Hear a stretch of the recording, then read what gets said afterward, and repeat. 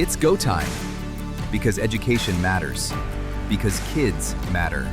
And the future refuses to wait. The question is, what will we choose? Bold by choice is not a slogan. It's a decision. It's an action. A decision to choose courage over comfort. To act before the path is popular. To pursue the North Star, even when the way forward isn't obvious. Because chartering is hard, often misunderstood, questioned, even condemned. And that's exactly why it is easier to settle. Being bold by choice requires more. It's what happens when leaders step up, when it would be easier to stay quiet, when they stay true to what matters most, when it would be easier to settle. And when they don't just talk about the promise, they prove it. It looks like people who break barriers and expand possibilities, leaders who challenge the givens and reject the status quo, shaping a better future for students and educators. It looks like creating real pathways where students can see, learn, grow, and reach for the future. Because this isn't about what we say, it's about what we choose, especially when it's hard. The future will be shaped by those who are bold by choice. So the question is, are you ready? I'm ready. Let's go. I love it. I'm so pumped. Well, friends, colleagues, welcome back to the Bold by Choice podcast. And you all just got a glimpse of our newest hot off the press Bold by Choice Summit video. And we're ready to roll. Let's go, Vashaunta. They got high expectations for us. Yeah, they do. We set the bar high. But you know what's been interesting? It's been sitting with us for maybe a year now, maybe a little bit more. We've been using this phrase, bold by choice. And I don't know if we've spent time with our listeners and spent time with our audience to unpack it, how we arrived at this phrase and what it means to us. And sometimes I think people mean we mean loud or disruptive or like something to do with like colors, like we were going to like change the brand of the colors or something dramatic like that. But you and I know that there's a deeper meaning behind why we are using these two words specifically, right? Bold and choice, bold by choice. We can do the whole podcast on that because bold by choice has so much deep meaning and in different contexts. But let's keep it simple. Mm-hmm. Bold does not mean being loud and being reckless. Bold means stepping up, staying true when it gets hard, and proving it, right? As kids, we used to say, bring it, right? Which meant prove it. But that's what bold by choice is. You got to step up. You got to stay true when the going gets hard, and you got to prove it. We call it proving the promise together. Why? Because this isn't about us. This is about a future for kids, for educators, for families, for states and countries. And we know education is that key. It's that thing that lifts people. It lifts spirits. It lifts possibilities. And so bold by choice is, we like to say the key word in that phrase is choice. You have to choose it. I love somebody that I was listening to. He said, every morning when my 2 feet hit the floor, I've got two choices. I can either have a good day or a great day. And I thought, wow, I'm going to start doing that, right? Because that kind of the surprise there is his choice was good or great. Now, if I go back to Jim Collins, he says greatness is a conscious choice. That you have to choose to be great. Lots of people are waiting around to see what the weather's going to bring or what the conditions are going to bring. And the reality is that's not how life works. We get to set our sails. And the way we set the sails is by that 6 inches between our ears. And it's that mindset. It's that growth mindset. It's that can-do mindset. It's that spirit. And that's why we did the Bold by Choice Summit. Right? We wanted to bring people that want to be bold, curious about being bold, to get around other people because being bold is contagious. Because what it means is we're going to step up. We're going to help each other step up. We know we're going to get pushback. That's why we're going to stay true, right? We got a North Star. We're going somewhere and we're going to prove it. And if it Right. doesn't work, we're going to make adjustments because at the end of the day, it's not about talk, it's about action. That's right. One of the things I thought about too, Jim, and you and I've been kind of having this moment of discussion. That choice piece is also reflective of our educational landscape in this country. And now families have more choices than ever before when we think about the K-12 education landscape and what most are calling now a marketplace. Families are getting more and more choices, different types of schools. Schools that are public, schools that are private, schools that are like micro school and community focused, homeschooling options. You have Montessori models, you have classical. I mean, I could go on, right? And I don't want to like skip someone's model because I will do that. There are so many different types out there. And one of the things I think about is families, students, communities now are in that seat of like evaluating the options available to them. And they've always voted with their feet. We say that, right? Like enrollment is the way we measure how families kind of choose, right? Make that choice and make that selection.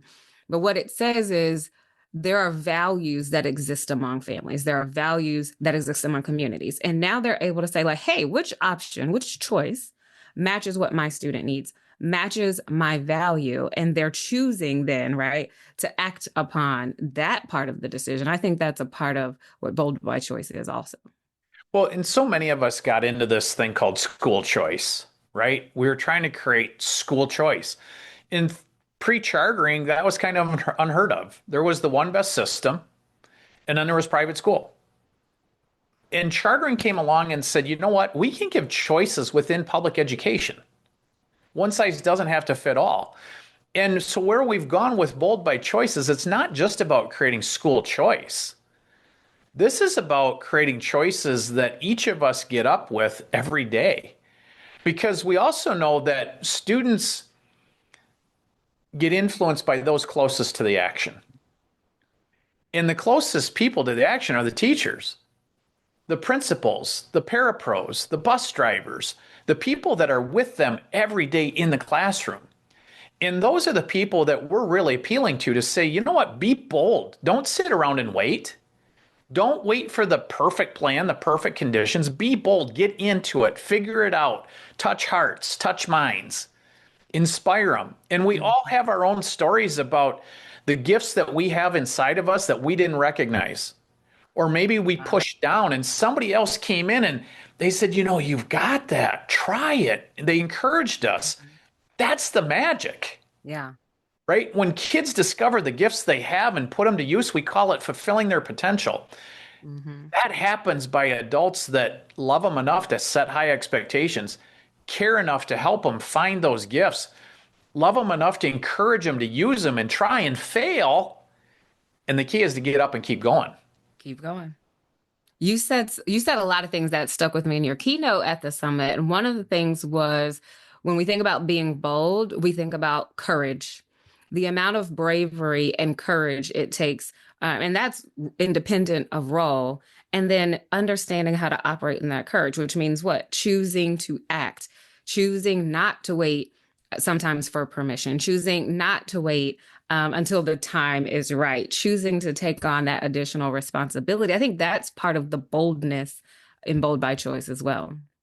I love that because you guys know I'm a charter school dad, right? Natalie's getting ready to finish up 8th grade at Renaissance Academy. And when I take her in the morning, she loves to go to school, but she's scared and nervous to get out of the car. And I say, you know, Natalie, you're like Moana. You're scared, but you do it anyway. And that's brave and courageous. Yeah. Yeah. And I think that's so true for all of us. You know, it would be unreasonable for us to not to be scared, to be hesitant, to be fearful. That's how we're built. But bold chooses to act anyway. Yeah. And that's key because there are so many people in the wait to be told level of initiative. That's not bold by choice. I think the other thing that offsets bold is humility. Because when you move, when things aren't completely clear yet, something might go wrong. But you have to be humble enough to not take that as you're a failure, but what you tried failed and you got to make an adjustment. Mm-hmm. And that old adage too is if you want to go fast, go by yourself. But if you want to go far, go by with others. And humble leaders have partners, they have teammates, they invite people in. It's not all about them. And so that juxtaposition of bold is it's not loud and braggadocious. It's humble, it's kind, it's servant, but it's relentless. Oh, absolutely. And this is intentional, us talking about choosing bold, being bold by choice, and us kind of outlining what that means in this space. But there's a reason for it. We are in a moment in education that requires folks to be bold by choice again, because we've understood what our students' world will look like in the future will be very different from the world it looked like when I was in school, when I was in K-12, college, because we have so many things that are new now. We have artificial intelligence. We have these rapid technological changes. The workforce is looking different already, right? And I'm kind of in that middle age group, and it's already looking different from when I kind of look out and see what's going on. And we really are going to have to think about how we help schools continue to evolve, or how new schools come onto the scene that can answer the questions that families are saying are important. Families are saying, hey, I want my child to have a sense of belonging. I want my child to be safe at school. Absolutely, they need to learn. Their brains need to grow and develop, and they need to have what now folks are calling durable skills, the skills that are necessary for them to graduate and go on to become the adult they want to become in the career that they want to have, and be able to make a life for themselves and their families. And so that's really calling us out. If we're in education right now, it's calling us to the carpet a little bit to reimagine what the future holds. In my home state of Michigan, there's a university called Lake Superior State. And each year they come up with a couple words that should be banned. And it's kind of crazy, but I want to submit the word school to be banned. Now, just think with me for a minute. If we couldn't use the word school, what might we talk about? Huh. Learning. Yeah. Right? Because I think we've all been to school. We all hear the word and we've got a connotation of what a school looks like, what it sounds like, what it feels like. And that's what Coldery was talking about with challenge the givens, right? These assumptions, these biases, these systems, it's always been this way. But Vashaunta, you've taught design thinking. Systems are designed to produce the outcome that's desired. Yeah. And the systems aren't fixed. They were just simply choices people made before us. Yeah. So different choices can be made to have systems produce different things. That's part of the idea of chartering, which brings me to the future of education is not going to be inherited. It's going to be chosen. Mm-hmm. And we want people that love and care and, yes, are willing to be bold to help make those choices so that it's shaped in a way that works for kids and families. Mm-hmm. Absolutely. And we talk about the fact that it requires all of us. It actually requires our collaboration, our understanding that values do differ among groups of people. And we're going to have to figure out how to get back to what you all share with me is like in those 30 years ago, thinking about this idea of chartering, they would gather around folks from the business community, education community, parents, students, all with different perspectives to grapple with, hey, let's talk about what's happening in our state and our community. What are the various ways we could come up with solutions for it and try some things out, understanding some of it won't work, but how can we learn from the things that do work? And how can we expand that and grow it? And Jim, you are talking to us all the time about the movement, right? Which means we have to create waves, and those waves have to spread in order for this to no longer be a sector conversation, but a movement conversation. I love that because movements help shape what's to come. Movements constantly ask, how do we make this better? Sectors protect what exists. Now, we also want stability, and sectors help provide some structure and stability. So it's not one or the other, but it's a tension. Mm-hmm. And so where I'm really driving in that is what I call movement thinking. Movement thinking is that stewards of possibility. What comes next? Where do we need to go? Why do we need to go there? That is a powerful thing. And it's also something that brings people together and creates momentum. When you Mm-hmm. think about a young family and they're bringing their most precious asset, right? Their children to school. And we say, hey, we're sorry, this thing isn't really doing so well, but give us 3 to 5 years and we'll have a better plan. It's not gonna work. Like they can't make Yeah. that work for their child. They've got to find something different or suffer through it or offset it, right? So we have to move with urgency, but not carelessly, not recklessly. And so I think these are really what I call the tensions, Mm-hmm. right? Jim Collins talks about level 5 leaders, and there's the paradox of that leader. And that is they have personal humility, but professional will. Yes. And what they're dedicated to is the mission, the cause, the organization that's bigger than them. Mm-hmm. That's exactly what you're talking about with this movement, right? We joined this charter schools movement. Now there's more choice than ever, public choice, private choice, etc. But what are we really about? We're about excellence for kids.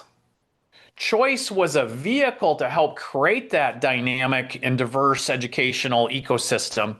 But what we really want is excellence. That's the objective, that's the impact. And also one that continuously renews itself. And again, that's where Coldery was talking with the incentives. How do you create incentives that make schools and learning continuously self-improving, Mm-hmm. right? Continuously raising the bar. That's the magic. Oh, absolutely. And I think another part of boldness, and Jim, we talk about this in different ways, but there's got to be room for us to talk about having a deep belief in what students can do, what they can learn, and who they can be.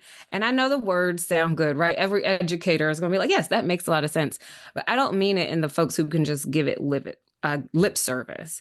I'm talking about a deep belief. Like, I think about as a student, I had that one or two teachers over my whole 12-year career in K 12 where I can say this one particular teacher, she was different because she saw something in me that no one else had seen. And she started to cultivate that level of talent. And I didn't even know it was a talent of mine.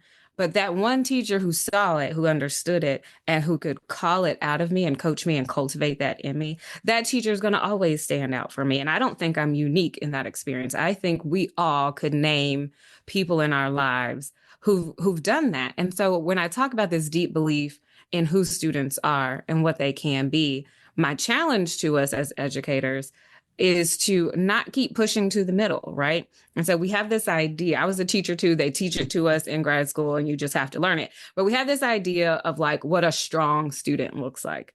And I'm all about that. I'm all about high academics and pushing the academic needle. I am also all about understanding who the individuals are that sit in your classroom, understanding that for some, they're going to catch concepts quickly. For others, it's going to take a little bit of time. For some, their interests are going to look different, right? And so there's this human approach that I really want us to continue to think about because that is part of our boldness as well. Oh, Vashaunta, you just have touched on something that's so significant, right? So there's the story of the person that said, hey, what do you do? Well, I'm a teacher. What do you teach? Well, I teach math, or I teach reading, or I teach eighth graders, or I teach first graders. And the person says, well, don't you really teach children? Mm. Mm-hmm. And when you get to the idea that you teach children, then you have to have a connection. They need to have a sense of belonging. There's a lot of research on the importance of connection, belonging, relationships, but let's just get it down to very simple terms. Children want to be loved. They want to be encouraged. They want to be nurtured. And even some of the hardest ones that tell you they don't, deep down they do. That's the bold by choice. To choose to find their gifts, encourage them, support them, even when they're pushing you away, right? They call it the hardest to love, the hardest to teach. But when you make that breakthrough, wow, what do you create? Right? That's the magic. That's the light bulb. That's the things we know as educators that like, whew. Mm-hmm. All right, so what is that really about? It's really about seeing possibilities where other people see limitations. 100%. And, I just go back to the fundamental human dignity. Every child has dignity. Every child has gifts. Our job's to find them. Yeah. And I like when we use the term coach or when we use the term facilitator of learning. I think the more we use terms like that to describe the art and the science of teaching, it helps us stay reminded, right? A lot of times you go into these spaces and they're like, well, what's your why? What's your why? I think if we stay there, if we keep our eyes on the prize, which is how to make sure that every individual student is having the best set of opportunities presented to them. I think that will keep us grounded while we work through the movement, because the how and the what and the mechanics, they'll all be different, right? They have to match the community and the state and the need. But I think that's also why I love that we created this show, this podcast. We get this esteemed opportunity to talk about all of these various examples of how adults are making decisions, making bold choices to ensure that there are more and better and elevated opportunities for students. Well, when you see students differently, then you have to design learning differently, right? In our world, schools differently. And the definition of insanity is doing the same thing over and over and over and expecting different results. We have a design issue, and we can design for learning. We can design for the individual versus for sameness. Mm-hmm. But it requires a new thought. But it starts with seeing students differently. And that is, we're not batch processing, we're working with individuals. And we're helping them find pathways, not just the pathway. And that's the mindset that, we talk about personalization and teacher powered. That's what we're talking about. Now, that's a lot of work. But that's why the technology and the systems and the processes and the leadership all matter, because if we can take the stuff off the educators' plates that aren't about learning and formation and growth and connection, they can do a lot more of that. And Lord knows our students and our society need that. Yeah, and would benefit greatly. And one of the things, we've been talking about the movement and what the movement needs. And one of the things that we've decided to do here at the National Charter Schools Institute is the Bold by Choice Summit. And just a few days ago, we experienced our foundational Bold by Choice Summit event, and it felt different. The music felt different, the visuals, the energy in the room, the audience that we were so fortunate to bring together, our sponsors, everything felt a little bit different. And that was intentional. And I want to talk a little bit about how we're positioning that summit in this movement, and as we're talking about what's next for students and the future of K-12 education. Well, Vashaunta, you led that summit and you just knocked it out of the park, right? And so thank you to that. But our goal was not to have a conference. Mm-hmm. There's enough conferences. Our goal is to bring people that want to be bold by choice together, to encourage their hearts, to refuel their energy, to exchange ideas, and to go back and do our jobs with passion and fortitude and persistence and, that choice to be bold, to invent when it's not clear, to move forward and take action.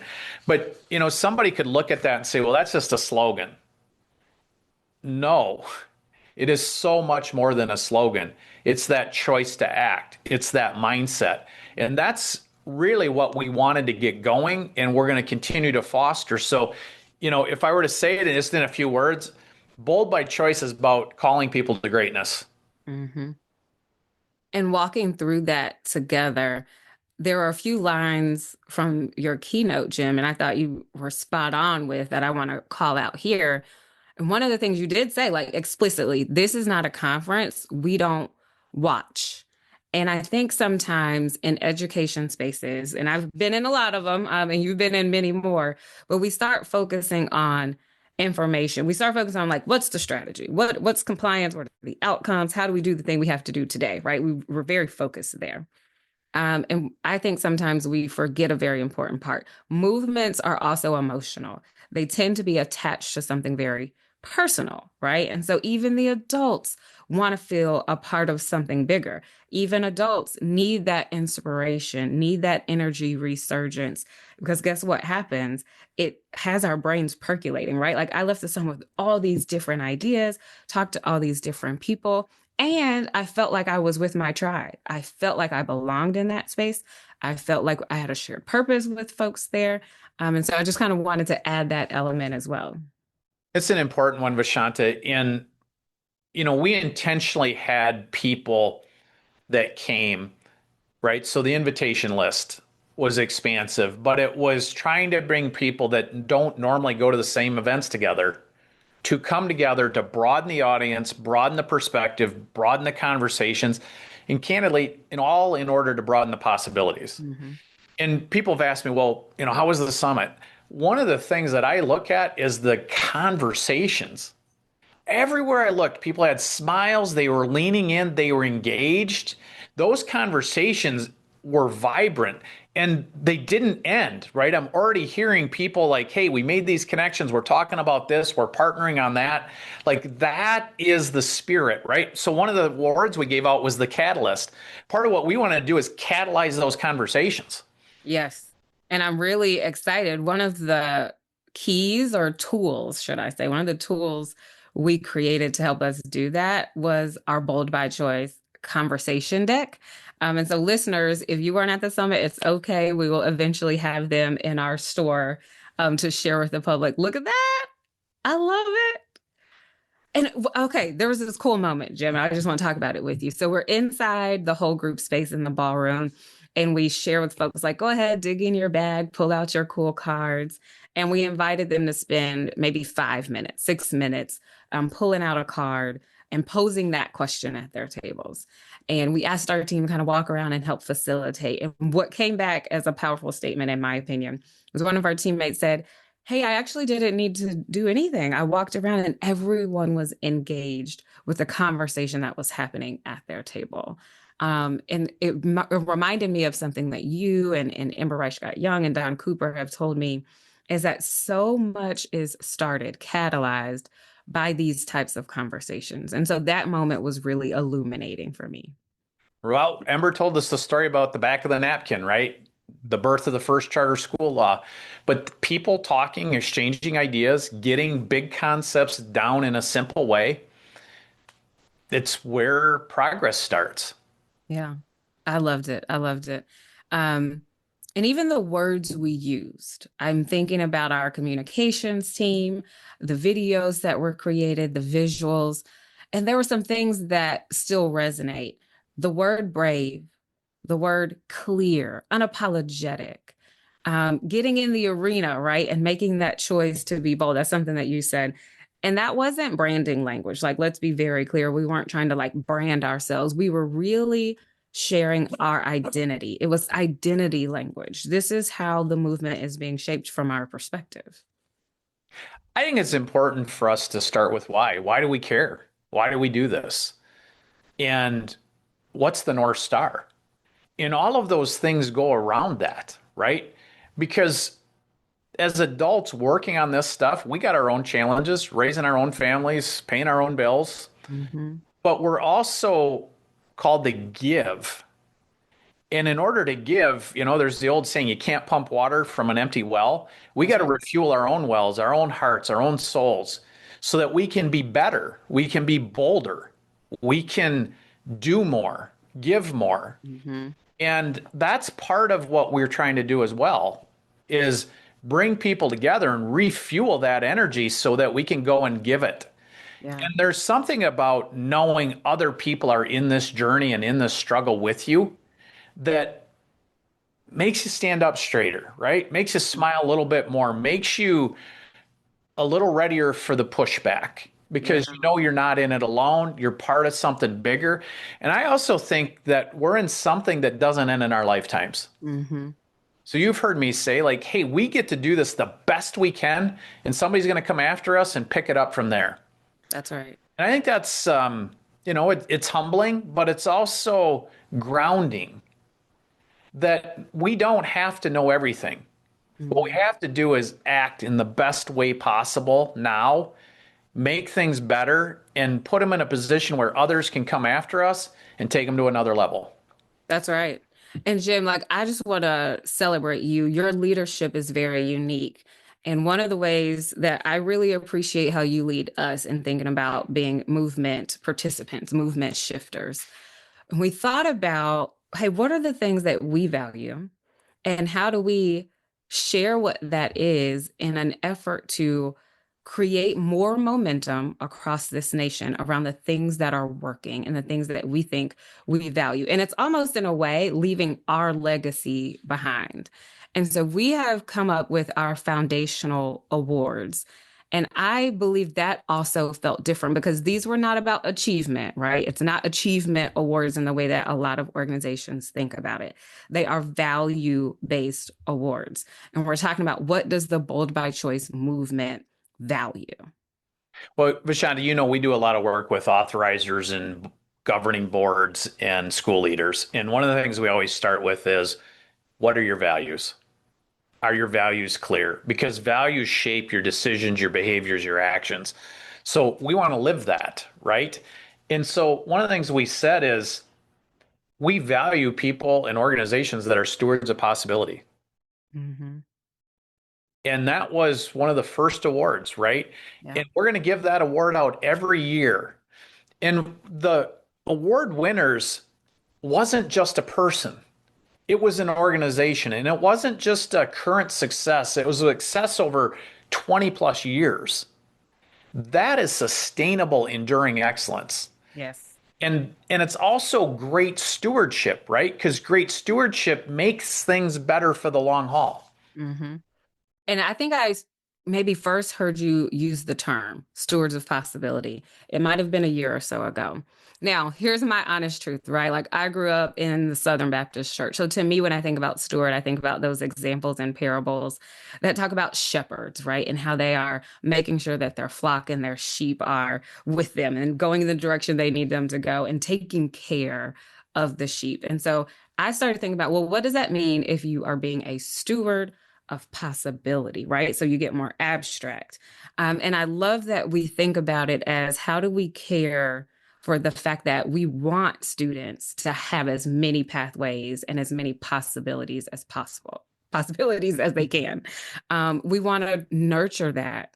We want to make sure that across the different states that we work in, other folks are thinking about creating different levels of possibility and taking care of that.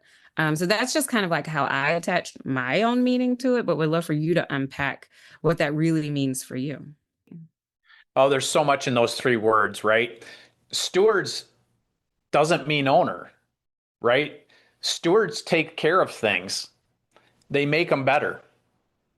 And possibilities, what is possible? It's not just running the same playbook. And so this award went to the Colorado Charter Schools Institute. And one of the things that is really key for authorizers is they don't own and operate the schools, they're stewards.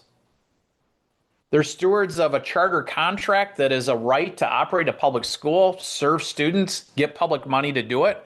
So they've got that steward role, but possibilities. What can a school look like? What can a school try? What can a school do? And what's amazing about that group is they're the only statewide authorizer in Colorado, but they have schools that they are spending time and energy with to figure it out, when there would be an easy and justifiable answer just to say, no, that's not possible. And there's stories about the school in the mountains, like 100 reasons why that school shouldn't get chartered. They figured it out. They took the chance with them. That school is thriving and replicating. Mm-hmm. And so I think that what that steward of possibility is about is just that. We don't own and operate it. We have to be a good steward. And yet we also are willing to find possibilities try things, learn from them, and keep growing.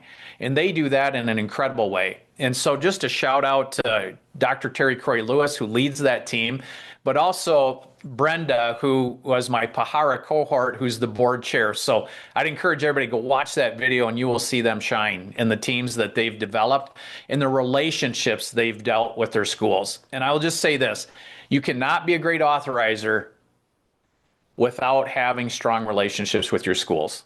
And that's counterintuitive. People think, well, if we have relationships with the schools, they're going to blame us. But we all need each other to be great for kids.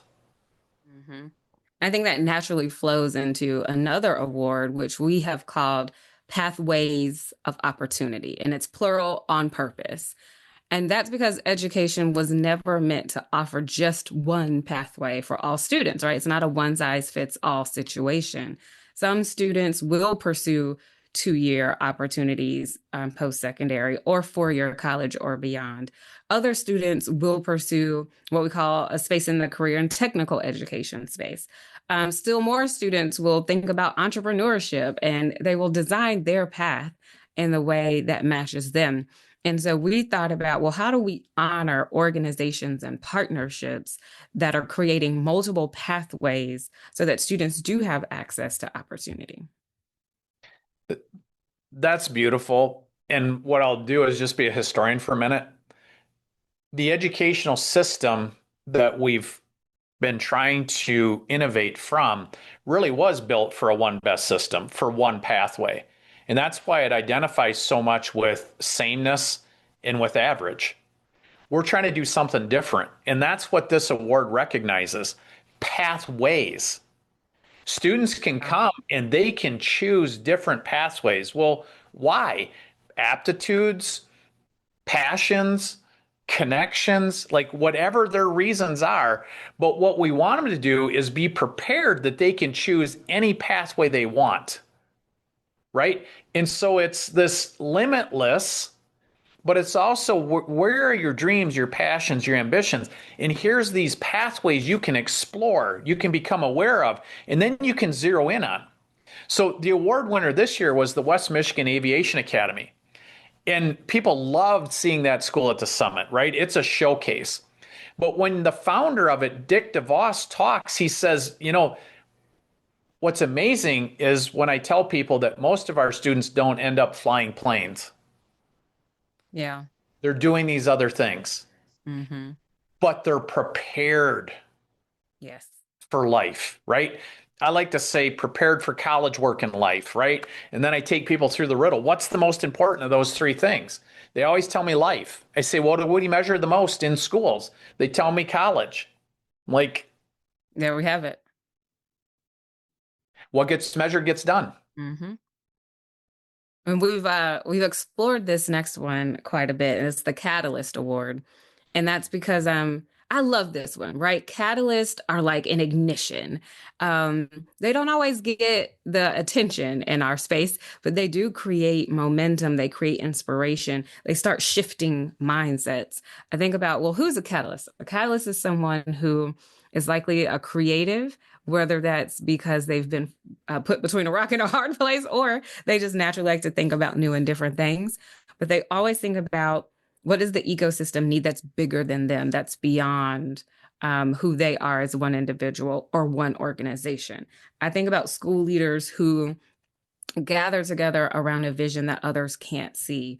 I think about board members who ask that challenging but really wise question to the other board members and really shift the momentum in that boardroom. I think about partners who look at the results and who say, that's great, but how can we get better? How can we continue to expand? And I believe catalysts, we need more catalysts in this movement. Oh, Vashaunta, catalysts come in all shapes and forms. They make movies about them, right? I'm thinking about the movie Rudy.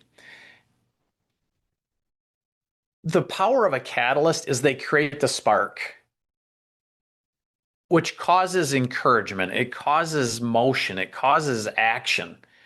And then great catalysts can help propel that, right? But somebody's got to create the spark. Well, where does that come from? Usually comes from vision.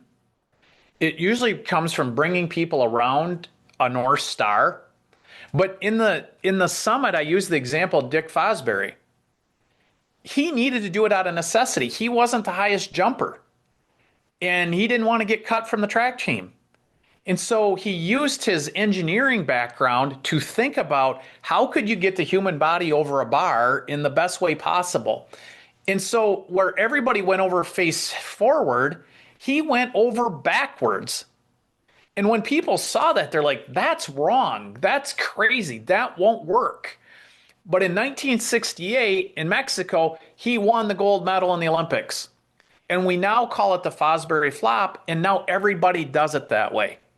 So, Yeah. what does a catalyst do? They spark change, they spark energy, they spark something different, right?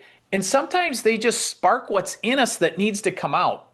So catalysts come in lots of different shapes and forms, but this year we gave the Catalyst Award to Bloom in Idaho with the J.A. and Catherine Albertson's Foundation. And why? They created a vision 20 years ago called 2010, and that was they're going to have 20,000 charter school seats in 10 years. And you know what? They did it.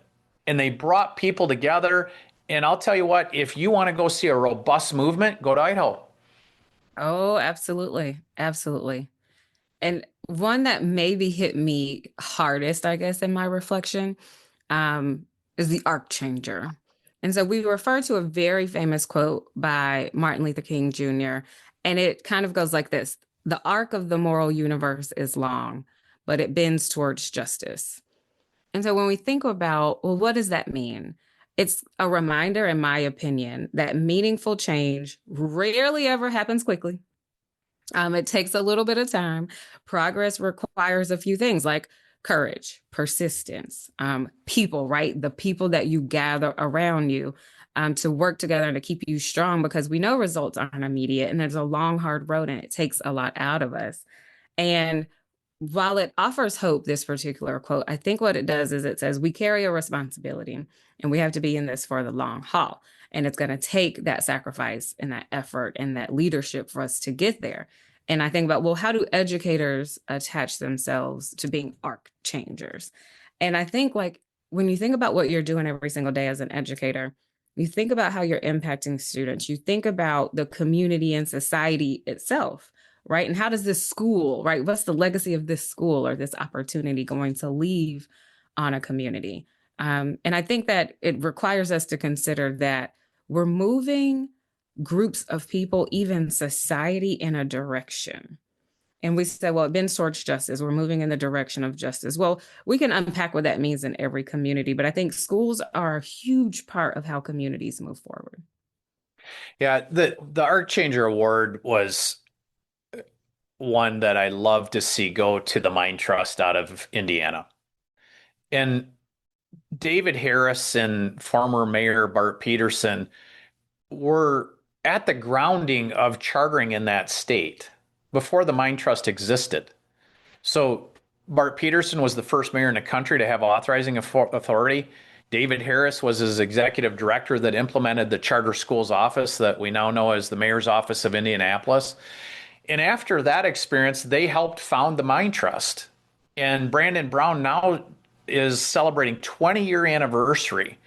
But what they've done is they've brought persistence and fortitude and good thought and good people, and they followed a North Star.